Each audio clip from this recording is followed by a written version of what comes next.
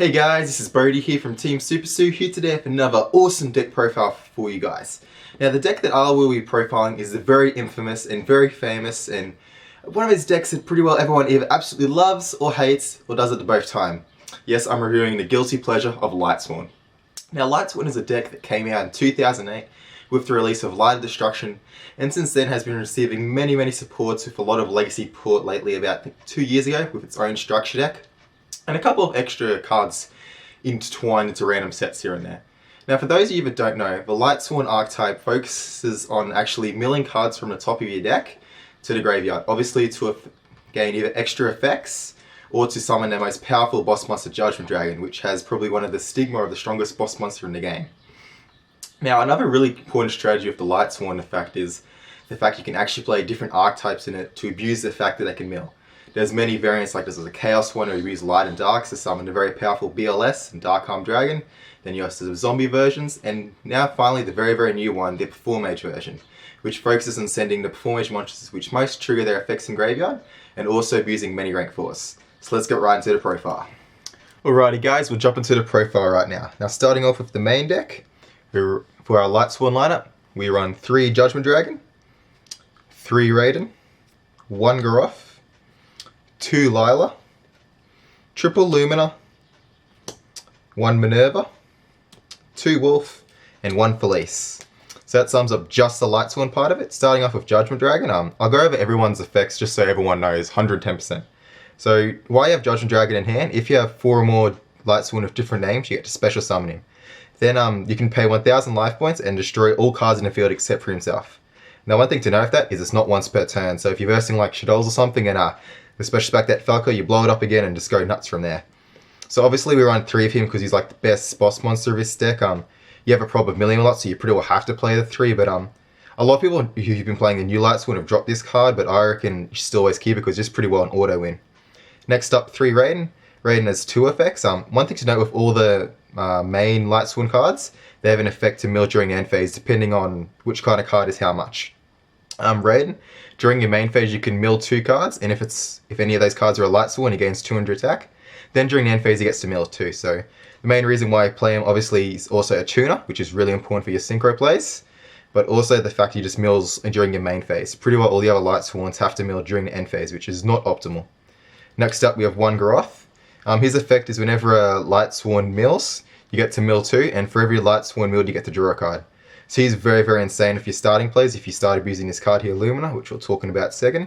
And it's mainly theirs. Also just another name, he's not exactly the best Lightsworn, but it's always still good to have. Next up, 2 Lila. Lila's effect is while she's in attack position, you can change to defense position, target 1, spell a trap on the opponent's side of the field, and destroy it. So very good just to get rid of a bit of annoying back row and just get an easy plus off, you know. Also very good at breaking scales and stuff too if they have an activated Pendulum Call or something, or possibly force a preemptive our Wavering Eyes as well, which is very nice. Next up we have 3 Alumina. Lumina's effect is you can discard 1 card to target 1 Lightsworn in your graveyard and special summon it. And note that's not once per turn, so it is very common to go triple Alumina if you have it in your graveyard and go absolutely nuts from there. One thing of these I forgot to, Raiden gets to mill 2 during end phase, Lila's 3, and Lumina's 3 as well. And Alumina is also very important to go for your synchro plays, especially with Raiden, and just always a very good opening start. Next up we have Minerva. Her normal effect's pretty well impossible to use, but what it is you can, when she's normal summoned, for every Lightsworn of a different name you get to add a dragon whose level is equal to or less the amount of names in your graveyard. So very situational, it can search out Judgement Dragon if you're that insane, because you've got 1, 2, 3, 4, 5, 6, and I run 7 and 8 in the extra deck, so if you really want to do that, you can do it. Next step we have 2 Wolf. Wolf's effect is when he's sent to the graveyard from the deck, special summon it. So very standard, very nice, just an easy plus off a mill, which is one thing you need in Lightsworns a lot. There's also a 2100 B stick, which is very nice. Next up, 1 Felice. Felice has a very similar effect to Wolf, but it only counts off a monster effect. So if you do mill her off like a Solar Recharge or a Foolish Bear or something, it actually doesn't proc the effect, which is not too good, but oh well. However, effect is though that you can tribute her while she's on field, target 1 monster your opponent controls, destroy it, then mill 3 cards. So very nice milling that way. It's also good because you can send it, and because she's a tuner, bring it back and help you go for your bigger synchro plays. So that sums up the Lightsworn aspect. Now I'll move on to the next part, which is the Performage. So 2 Trickleon, 2 Hat Trigger, 3 Perform Age Damage Juggler, and I'll show you the rest anyway. We have 1 Goblin, 1 Photon Thrasher, a Glow Up Bulb, and Electromagnetic Turtle. So I'm starting with the little Perform Age engine. Trick Clown's effect is whenever he's sent to the graveyard, pay 1,000 and special summon him. So once again, kind of like Wolf, a very, very, very good mill target, considering the fact you can also search with this guy right here. Hat Trigger's effect is that while there are 2 or more monsters on field, you get to special summon him from hands. So it allows you to go for those very, very big rank 4 plays. Also has another effect which is kind of situational but can work, is when you would take effect damage, you can put a counter on him instead and it's negated. And if you have 3 of them, you can remove all 3 and make his attack 3,300, which can surprisingly get you out of some really, really awkward situations. Like at the very start before Towers was burned, this is like the only real good way to get over it. Next up, we also have 3 Damage Juggler. His effect is that when you would take damage, you can discard him, and you can also do that during the battle phase as well, preemptively if you'd like to. And then you can banish him from your graveyard and add any Perform Age. So he's obviously the best mill target because you get you whatever you like. He's also very, very good to stop OTKs and kind of stuff up Wavering Eyes a bit, which is a very, very big common threat. Note, you can do that on your first turn like a normal hand trap. So if they're going first and go, I don't know, like a Draco Slayer and a random pen to go Wavering Eyes, you can't stop it to really screw that plays over. Next up, we run 1 Goblin. This is very, very, very crucial to actually special summoning Wolf and Fleece from your hands. His effect is that when he's normal summon, you get to special summon a level 4 or lower from your hands. And also, because he's an Earth, he works at Glow Up Bulb to make Materia Base, which is very, very crucial. Next up, we also have Photon Thrasher. He kind of works in the same sense of like a Goblin as a special summon to go for a lot better rank 4. I do like it if I have a chance to search off rows to go for it instead, because they obviously can't use Max C, they can't Baylor it, they have to work a lot harder to destroy it, because it's also a 2100 body. Glow Up Bulb is obviously one of the best tuners in the game, so his effect is while it's in graveyard, mill the top card and special summon it, but you can only use it once per duel. So very good just to go for your bigger synchro plays, and also a really good discard target.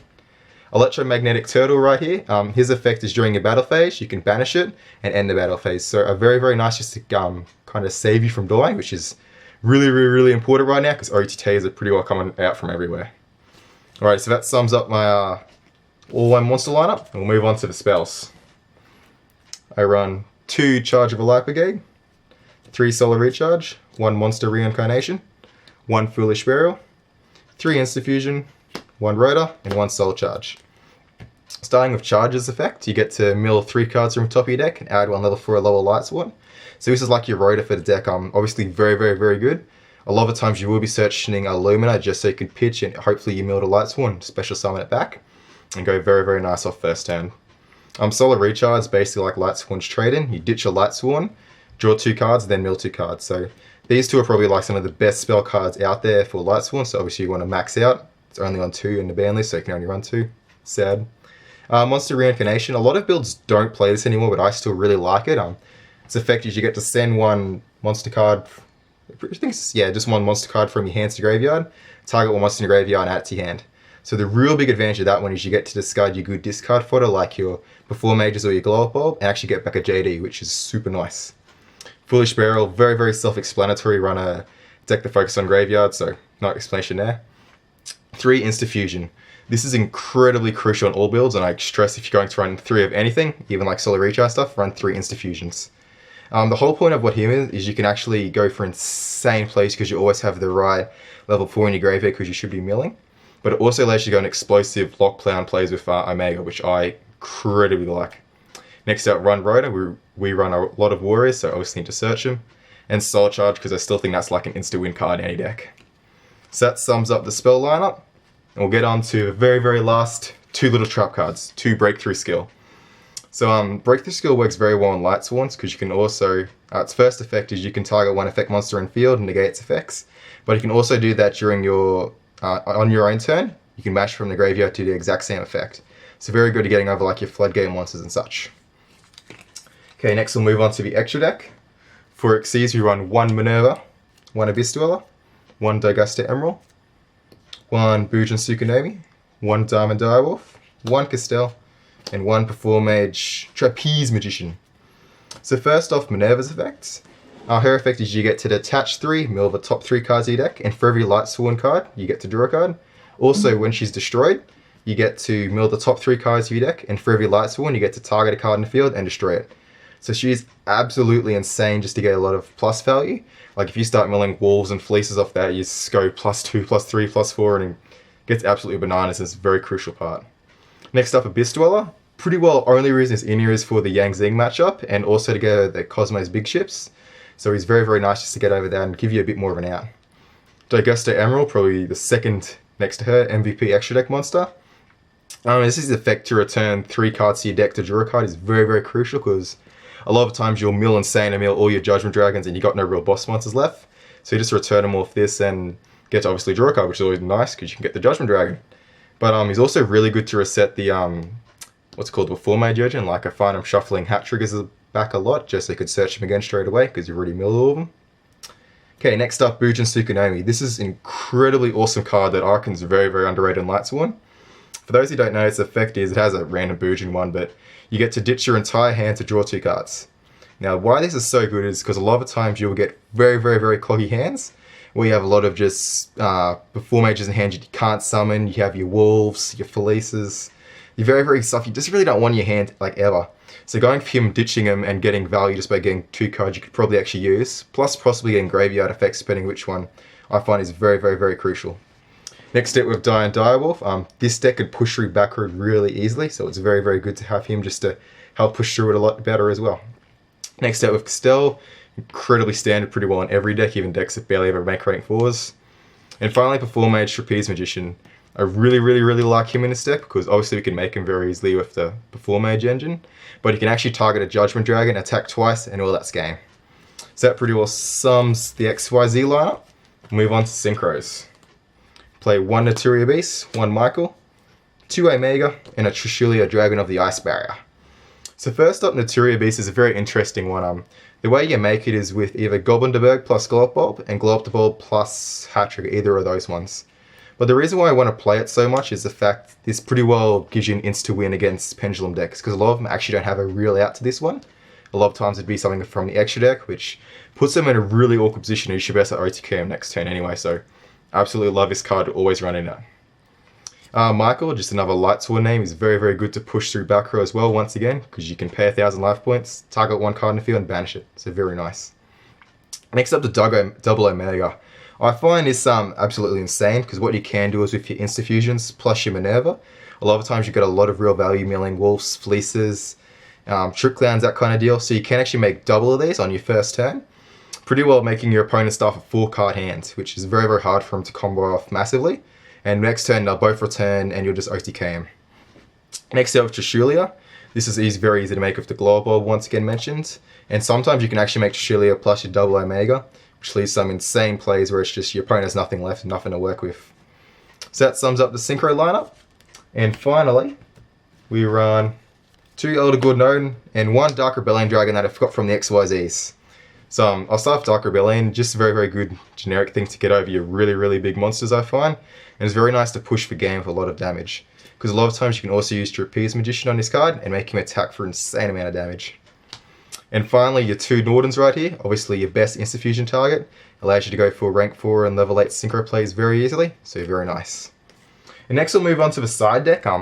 One thing I want to get on first for the side deck is Archon side decks are incredibly personal, and what I run should not be what you run, just whatever you prefer to. So right now we're on 2 Honest, 1 Ghost Ogre, 2 MST, 1 Raigeki, 3 Magical Springs, 2 System Down, 2 Royal Decree, and 2 Anti-Spell Fragrance.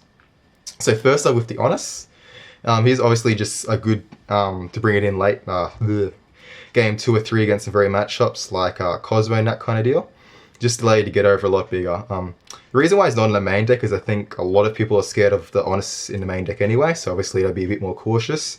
But having it in the side deck is still very important just to reveal it to your opponent sometimes. And just a good card to have in general. The Ghost Dog I've been really, really, really loving. Reason being it's really, really good against Pepe, because you can stop their Draco Slayer plays right in the tracks, which is very, very, very important.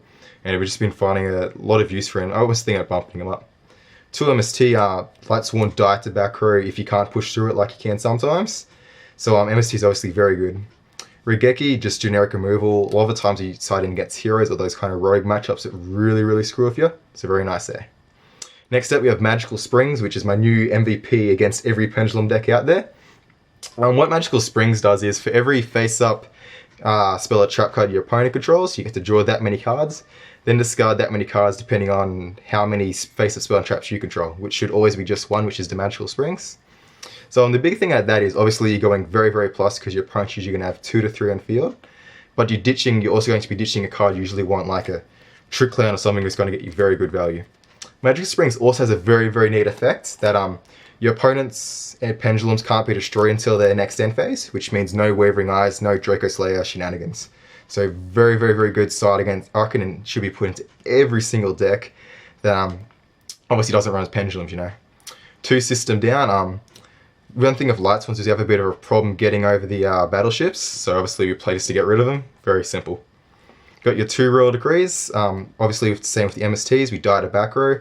I also like this because this is pretty well an auto win to like your Tellarknights or your very back row heavy decks like Burning Abyss, and just locks him out of the game pretty well. And finally 2 Anti-Spell Fragrance, is pretty well on every side deck nowadays. Very, very good against pendulums, can stop them playing. But it's also very good against some other decks too, like just your random rogue decks. Like, I know people don't really see it too much, but like stuff like Shaddoll, even Necros, which are surprisingly strong still. It just slows them down enough for you actually to OTK a lot of the time, which is very, very nice. So that sums up my side deck. Well, there you have it, guys, my Lightsworn profile. Now don't forget to like, rate, subscribe, and all those wonderful things. And also give out our channel a little bit of a check out if you're just a little bit bored. My channel is Team Super Sue, and we focus mainly on just having a lot of fun with Yu-Gi-Oh! So playing decks you really like, doesn't matter how scrubby you are, like Alex is playing one of the scrubbiest decks ever, Black Wings, yeah. So that works out for him and that works good for me. Like I play my Lightsworn, my Galaxies, my Ritual Beasts. Doesn't matter how hard about a ban list that I'll still play them and still enjoy them. Which is one thing I think is very important to you guys. So our channel is focused having a bit of fun and learning a little bit at the same time. Alrighty. That's Brady from Team Super Sue signing out. Ciao.